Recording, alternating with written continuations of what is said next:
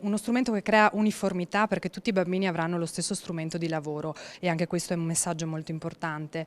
E poi ha un contenuto educativo, racconta il nostro meraviglioso Veneto e ci sono anche buone pratiche, buoni consigli, per esempio sul tema dell'acqua, della raccolta differenziata, per cui direi che ha un significato importante da tanti punti di vista. Territorio e buone pratiche, ma anche un modo semplice per venire incontro al rincaro degli articoli di cancelleria. Sono 10.000 le copie del mio diario che saranno distribuite gratuitamente nelle scuole della Marca, a cominciare dal capoluogo, un diario che parla di Veneto ai giovani veneti, un'iniziativa ormai consolidata. La cosa bella è che ci fa capire che siamo nella giusta direzione, è il fatto che ogni anno aumentano le scuole e gli istituti comprensivi che aderiscono all'iniziativa.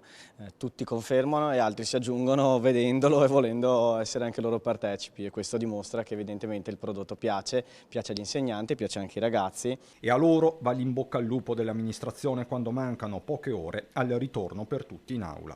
Un buon inizio di anno scolastico a tutti quanti, soprattutto ai nostri ragazzi. Io auguro un anno che sia di crescita importante, non solo dal punto di vista didattico, ma anche dal punto di vista umano e personale. Abbiamo bisogno di fare rete e quindi come amministrazione comunale io auspico una grande collaborazione, una forte alleanza educativa con le famiglie e le scuole per lavorare insieme per costruire il futuro dei nostri ragazzi.